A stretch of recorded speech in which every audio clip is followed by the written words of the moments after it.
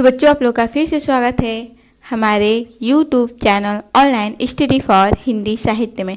तो बच्चों, आज हम पढ़ने वाले हैं संस्कृत प्यूसम क्लास 8 के पाठ्यक्रम में सम्मिलित पाठ को, जिसका नाम है प्रियम भारतम, और यह पाठ है द्वादश पाठ अर्थात 12 पाठ।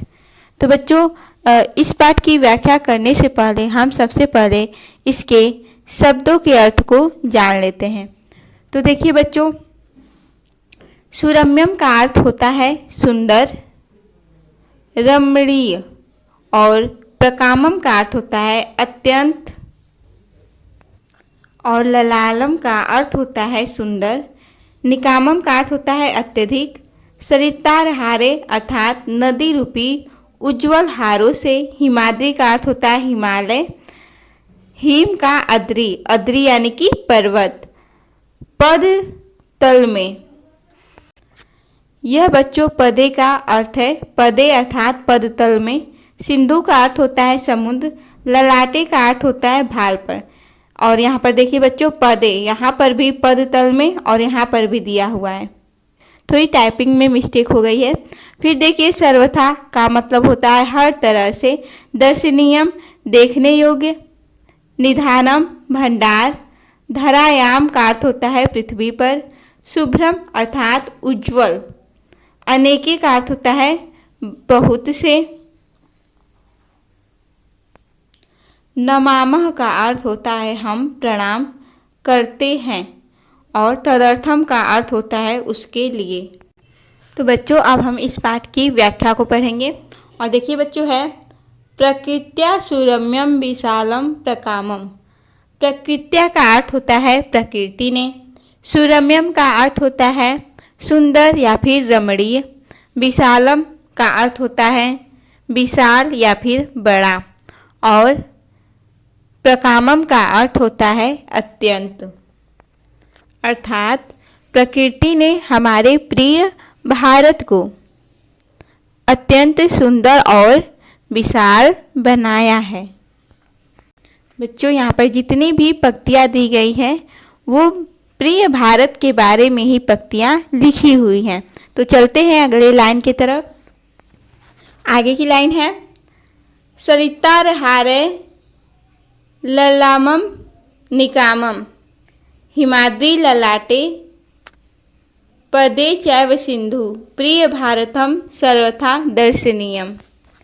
तो बच्चों, सरितार हारे का अर्थ होता है नदी रूपी उज्ज्वल हारों से, और ललालम या ललामम का अर्थ होता है सुंदर, वहीं निकामम का अर्थ होता है अत्यधिक, और हिमाद्री ललाटे का अर्थ होता है हिमालय या हिम का पर्वत, और ललाटे यानी कि भाल पर या मस्तक पर।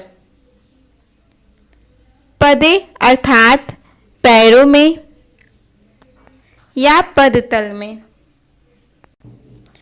चैव यानी कि च धन एव, च का अर्थ हुआ और एक एव का अर्थ हुआ ही, और सिंधु का अर्थ हुआ समुद्र। वहीं बच्चों, प्रियम का अर्थ हुआ प्रिय, भारतम यानी कि भारत, सर्वथा यानी कि सभी प्रकार से, दर्शनीयम का अर्थ हुआ दर्शन करने योग्य। तो बच्चों, इसका पूरा अर्थ हुआ यह नदी रूपी उज्ज्वल आभूषणों या हारों से सुशोभित है, हमारा प्रिय भारत, जिसके माथे पर या मस्तक पर हिमालय है और पैरों में समुद्र है, वो हमेशा दर्शन करने योग्य है। अर्थात हमारा प्रिय भारत हमेशा से ही दर्शन करने के योग्य है। एक बार फिर से आप इसके अर्थ को समझ लीजिए। प्रकृति ने हमारे प्रिय भारत को सुंदर और अत्यंत विशाल बनाया है, और यह नदी रूपी उज्ज्वल आभूषणों हारों से सुशोभित है, हमारा प्रिय भारत, जिसके माथे या मस्तक पर हिमालय है और पैरों में समुद्र है, वो हमेशा दर्शन करने योग्य है। तो बच्चों हम चलते हैं अपने द्वितीय पंक्ति की तरफ और द्वितीय पंक्तियां हैं धनानां निधानम धरायां प्रधानम इदं भारतं देवलोकेन तुल्यम यशो यस्य शुभ्रम विदेशे सुगीतम प्रिय भारतम तत् सदा पूजनीयम। तो बच्चों धना नाम का अर्थ होता है धन का और निधानम का अर्थ होता है भंडार या फिर खजाना और प्रधानम का अर्थ होता है प्रधान या फिर मुख्य। इदम यानी कि यह, भारतम यानी भारत, देवलोकेन तुल्यम अर्थात देवलोक के समान, यशो अर्थात यश, यस्य अर्थात इसका, शुभ्रम यानी कि उज्ज्वल, विदेशेषु यानी कि संसार में या विश्व में, गीतम यानी कि गीत, प्रियम अर्थात प्रिय, भारतम अर्थात भारत, तत् अर्थात यह, सदा यानी कि हमेशा, पूजनीयम अर्थात पूजनीय है। तो बच्चों इसका पूरा अर्थ हुआ हमारा प्रिय भारत धन का खजाना या भंडार है और पृथ्वी पर प्रधान देश है। यह भारत स्वर्ग यानी कि देवलोक के समान है। इसका स्वच्छ उज्ज्वल यश संसार में या विश्व में गाया जाता है। प्रिय भारत सदा पूजा करने योग्य है या हमेशा से ही पूजनीय है। तो हम चलते हैं अपनी अगली पंक्तियों की तरफ और अगली पंक्तियां हैं अनेके प्रदेशा अनेके च वेशा अनेकानि रूपाणि भाषा अनेका परम यत्र सर्वे वयम भारतीया प्रिय भारतम तत् सदा रमणीयम। तो बच्चों अनेकी का अर्थ होता है बहुत से, प्रदेशा यानी कि प्रदेश और अनेका अर्थात बहुत से, च यानी कि और वेशा अर्थात वेशभूषा, अनेकानि रूपाणि अर्थात अनेक रूप हैं, भाषा अनेका अर्थात अनेक भाषा हैं, परम का अर्थ होता है परंतु, यत्र अर्थात यहाँ, सर्वे अर्थात सभी, वयम अर्थात हम, भारतीय अर्थात भारतीय हैं, तत् अर्थात यह, सदा अर्थात सदैव या हमेशा, रक्षणीयम अर्थात रक्षा करने योग्य। तो बच्चों इसका पूरा अर्थ हुआ कि हमारे इस प्रिय भारत में अनेक प्रदेश यानी कि राज्य और वेशभूषा है, अनेक रूप हैं और अनेक लोगों की अनेक भाषाएं हैं, परंतु फिर भी सब एक रूप से भारतीय हैं और हमारा यह प्रिय भारत हमेशा रक्षा करने योग्य है या रक्षा किए जाने के योग्य है। एक बार फिर से आप इसके अर्थ को समझ लीजिए आसान भाषा में। हमारे प्रिय भारत में अनेक प्रदेश हैं और अनेक वेशभूषा हैं, अनेक रूप और अनेक भाषा हैं, परंतु यहाँ सभी एक रूप में भारतीय हैं। यह प्रिय भारत हमारा हमेशा से ही रक्षा करने के योग्य है। तो बच्चों चलते हैं अगली पंक्तियों की तरफ और अगली पंक्तियां हैं वयम भारतीया स्वदेशम नमामः परम धर्ममेकं सदा मानयामः तदर्थम धनम जीवनम चार्पयामः प्रियम भारतम में सदा वंदनीयम। तो बच्चों वयम का अर्थ होता है हम सब, भारतीय अर्थात भारतीय, स्वदेशम अर्थात अपने देश को, नमामा अर्थात नमस्कार करते हैं, यानी कि हम सब भारतीय अपने भारत को नमस्कार करते हैं। दूसरी लाइन है परम अर्थात परम या परंतु भी इसका अर्थ होता है और एक परम का अर्थ होता है पराया। तो बच्चों धर्ममेकम अर्थात धर्म को मानने वाला, सदा अर्थात हमेशा, मानयामा अर्थात मानने वाला। तो बच्चों इसका अर्थ हुआ हम इस एक परम धर्म को मानने वाले हैं। धर्ममेकम अर्थात एक धर्म, धर्म धन एकम, एक धर्म, यानी कि हम इस एक परम धर्म को मानने वाले हैं। या हम इसको इस तरह से भी कर सकते हैं कि हम केवल एक धर्म को ही मानने वाले हैं, या इस तरह भी कर सकते हैं कि परंतु हम केवल एक धर्म को मानने वाले हैं। अगली लाइन है तदर्थम धनम जीवनम चार्पयाम। तो बच्चों तदर्थम का अर्थ होता है इसके लिए, धनम अर्थात धन, जीवनम अर्थात जीवन को, चार्पयाम अर्थात अर्पित करते हैं। तो बच्चों इसका पूरा अर्थ हुआ इसके लिए हम अपना धन और अपने जीवन को अर्पित करते हैं। फिर अगली लाइन है प्रिय भारतम में सदा वंदनीयम। प्रियम अर्थात प्रिय, भारतम अर्थात भारत, में अर्थात मेरा या हमारा, वंदनीयम अर्थात वंदना करने योग्य है। तो बच्चों इसका अर्थ हुआ हमारा प्रिय भारत हमेशा वंदना करने योग्य है। एक बार फिर से इसके अर्थ को देख लीजिए। हम सब भारतीय अपने भारत को नमस्कार करते हैं। हम इस एक परम धर्म को मानने वाले हैं, या परंतु केवल एक धर्म को मानने वाले हैं। इसके लिए हम अपना धन और जीवन को अर्पित करते हैं। हमारा प्रिय भारत हमेशा वंदना करने के योग्य है। तो बच्चों मैं आशा करती हूँ कि आप लोगों को आज का अर्थ समझ में आया होगा। तो चलते हैं प्रश्नों के उत्तर को देख लेते हैं कि कौन से प्रश्न का क्या उत्तर होगा।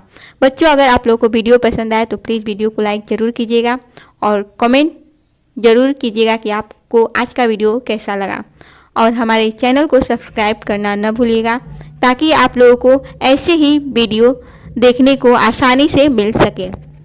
तो बच्चों प्रश्न संख्या 2 है भारतस्य ललाटे किमस्ति। तो बच्चों उत्तर होगा हिमाद्री। ख नंबर का प्रश्न है कस्य शुभ्रम यश विदेशेषु गीतम अस्ति। तो बच्चों उसका आंसर हुआ भारतस्य। ग नंबर का प्रश्न है भारते कियन्तः वेशा सन्ति। तो उत्तर हो जाएगा अनेके। घ नंबर का प्रश्न है वयम भारतीया कम नमामः। तो उत्तर होगा स्वदेशम। और बच्चों तीसरा प्रश्न है पूर्ण वाक्येन उत्तरत। पूरे शब्दों में उत्तर देना है। तो क नंबर का प्रश्न है भारते कियन्तः प्रदेशा कियतंश भाषा सन्ति। तो बच्चों इसका उत्तर हो जाएगा भारते अनेकी प्रदेशा अनेका भाषा सन्ति। ख नंबर का प्रश्न है इदम भारतम कस्य निधानम केन च तुल्यम। तो उत्तर हो जाएगा इदम भारतम धनानाम निधानम देवलोकेन च तुल्यम। ग नंबर का प्रश्न है वयम भारतीया किम किम अर्पयामः। तो उत्तर हो जाएगा वयम भारतीया तदर्थम धनम जीवनम च अर्पयामः। घ नंबर का प्रश्न है वयम सदा कम धर्म मानयामः। तो उत्तर हो जाएगा वयम सदा परम धर्म मानयामः। तो चलते हैं अगले प्रश्न की तरफ। तो बच्चों 4 नंबर का प्रश्न है प्रश्न नंबर का है प्रिय भारत सर्वथा दर्शनीय है। तो बच्चों इसका संस्कृत में अनुवाद करना है। तो अनुवाद हो जाएगा प्रियम भारतम सर्वथा दर्शनीयम अस्ति। ख नंबर का प्रश्न है भारत देवलोक के समान है। तो अनुवाद हो जाएगा भारतम देवलोकेन तुल्यम अस्ति। ग है इसमें बहुत से प्रदेश हैं। तो अनुवाद हो जाएगा अस्मिन् अनेके प्रदेशा सन्ति। घ नंबर का प्रश्न है हम भारतीय अपने देश को प्रणाम करते हैं। तो अनुवाद हो जाएगा वयम भारतीयाः स्वदेशम नमामः। तो अब चलते हैं अगले प्रश्न की तरफ। तो 5वां प्रश्न है रिक्त स्थानों की पूर्ति करना है। और क नंबर का है प्रिय भारतम। तो इसमें भराएगा सर्वथा दर्शनीयम। ख है इदम भारतम, दूसरे में भराएगा देवलोकेन और तुल्यम। ग है अनेकानि रूपाणी भाषा अनेका, तीसरे में भराएगा। उसके बाद है घ नंबर वयम भारतीया स्वदेशम नमामः। अंग है तदर्थम धनम जीवनम च अर्पयामः। तो बच्चों मैं आशा करती हूँ कि आप लोगों को यह प्रश्न समझ में जरूर आया होगा और आज का टॉपिक आप लोगों को बहुत अच्छे से समझ में आया होगा। तो बच्चों, अगर ऐसे ही वीडियो को आप देखना चाहते हैं तो प्लीज़ हमारे चैनल को सब्सक्राइब जरूर कीजिए और बेल आइकन को दबाना न भूलिएगा। तो चलते हैं अगले प्रश्न की तरफ। तो बच्चों, अगला प्रश्न है विशेष्य सह यथा योग्यम विशेषणानि योज्यत। तो बच्चों, यहाँ पर एक तरफ विशेष्य दिया गया है और एक तरफ विशेषण, उनको हमें मिलाना है। तो देखिए बच्चों, जो भी संज्ञा या सर्वनाम की विशेषता बताते हैं उनको हम विशेषण बोलते हैं, वो विशेषण कहलाते हैं। और इधर जो इस साइड दिया गया है यह विशेष्य है, यानी कि जो विशेष्य अर्थात संज्ञा या सर्वनाम की विशेषता बताए उसको हम विशेषण कहते हैं।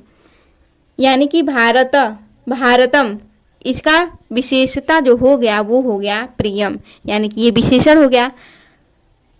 तो भारत की विशेषता बताई जा रही है कि वो प्रिय है। उसके बाद देखिए यश, तो इसका हो जाएगा शुभ्रम, भाषा का हो जाएगा अनेका और प्रदेशा का हो जाएगा अनेके। अब अगले नंबर का प्रश्न है अनियर अनीय प्रत्ययम योजयित्वा पदानि लिखत। अनियर प्रत्यय का प्रयोग करके पदों को लिखना है। तो देखिए दृश्य धन अनियर अर्थात दर्शनीयम हो जाएगा, पूज्य धन अनियर यानी पूज्यनीयम, पठ धन अनियर अर्थात पठनीयम, वंद धन अनियर अर्थात वंदनीयम, कथ धन अनियर अर्थात कथनीयम। तो बच्चों, आप लोग देख सकते हैं जितने भी यहाँ पर ये शब्दों को जोड़ा गया है वो सभी शब्दों के पीछे लगे हैं, यानी कि यह प्रत्यय है। और जो शब्दों के आगे लगते हैं उनको हम उपसर्ग बोलते हैं। उपसर्ग और प्रत्यय का कोई अर्थ नहीं होता, बल्कि यह शब्दों के एक अंश होते हैं जो कि शब्दों के आगे या उनके पीछे लगकर उनके अर्थों को बदल देते हैं। तो बच्चों, आज का हमारा टॉपिक यहीं पर समाप्त होता है। आप लोगों को वीडियो कैसा लगा कमेंट में ज़रूर बताइएगा। तो हम मिलते हैं अपने अगले टॉपिक के साथ, तब तक के लिए धन्यवाद।